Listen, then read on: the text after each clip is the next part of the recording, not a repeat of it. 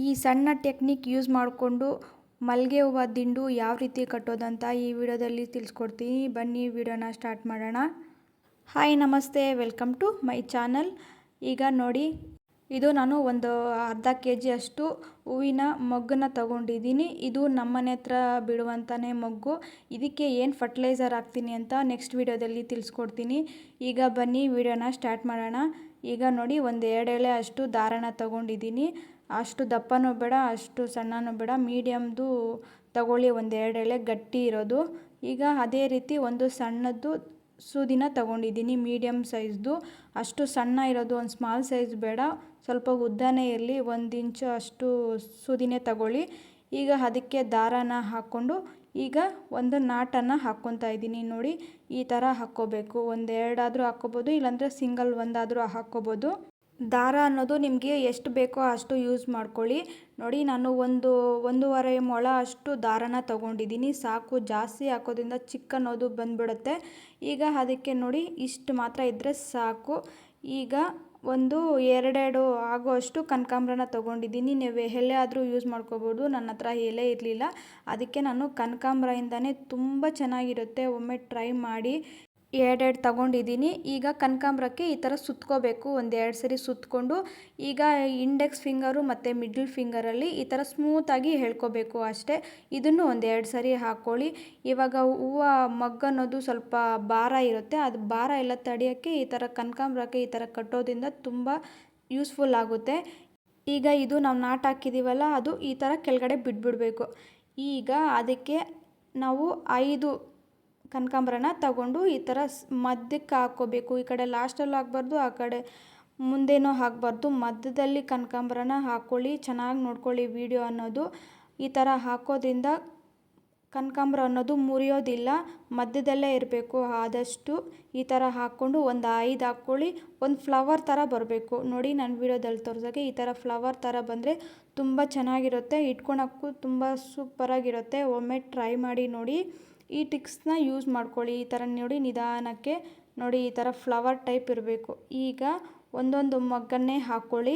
ಇದು ದಪ್ಪ ಇದೆ, ಸಣ್ಣ ಇದ್ದರೆ ಒಂದು 6ನ ಯೂಸ್ ಮಾಡಿ, ದಪ್ಪ ಇದ್ದರೆ ಒಂದು 5 ಯೂಸ್ ಮಾಡ್ಕೊಳ್ಳಿ. ತುಂಬ ಚೆನ್ನಾಗಿರುತ್ತೆ. ನಮ್ಮದು ದಪ್ಪ ಮೊಗ್ಗು, ಅದಕ್ಕೆ ನಾನು 5 ಯೂಸ್ ಮಾಡ್ತೀನಿ.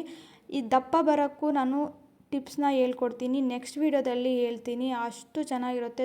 ದಪ್ಪ ಮೊಗ್ಗು ಬಿಡುತ್ತೆ. ಇದು ನಮ್ಮನೆ ಹತ್ರ ಬಿಟ್ಟಿರೋ ಮೊಗ್ಗು. ಒಮ್ಮೆ ಟ್ರೈ ಮಾಡಿ ನೋಡಿ. ಆದಷ್ಟು ಮೊಗ್ಗೆನ ಮಧ್ಯಕ್ಕೆ ಹಾಕ್ಕೋಬೇಕು, ಈ ಕಡೆ ಲಾಸ್ಟ್ಗೆ ಹಾಕ್ಕೋಬಾರ್ದು. ಲಾಸ್ಟ್ಗೆ ಹಾಕೋದ್ರಿಂದ ಮೊಗ್ಗೆ ಅನ್ನೋದು ಮುರಿದೋಗುತ್ತೆ, ದಿಂಡು ಅನ್ನೋದು ಹಾಳಾಗ್ಬಿಡುತ್ತೆ.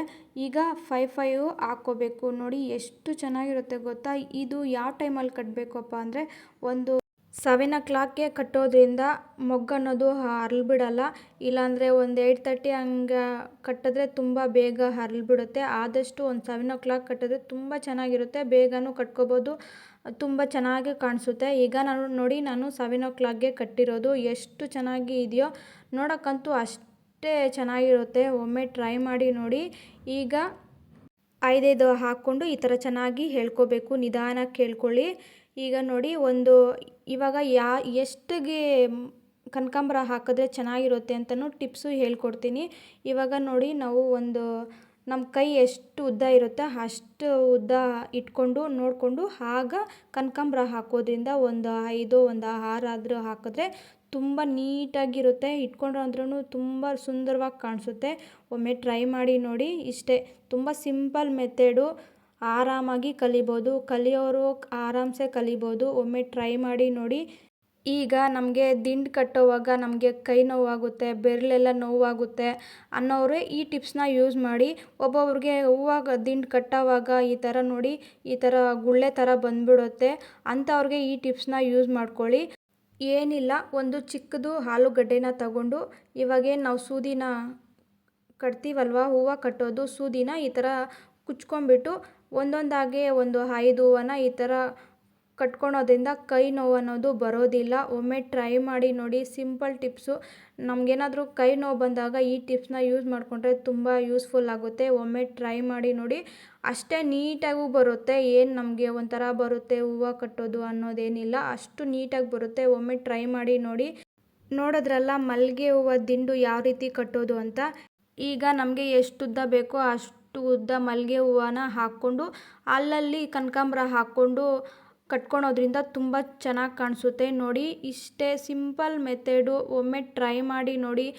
ನೋಡ್ತಾ ಇದ್ರೇ ಇಟ್ಕೋಬೇಕು ಅನಿಸುತ್ತೆ, ಅಷ್ಟು ಸುಂದರವಾಗಿ ಕಾಣಿಸುತ್ತೆ. ಒಮ್ಮೆ ಟ್ರೈ ಮಾಡಿ ನೋಡಿ.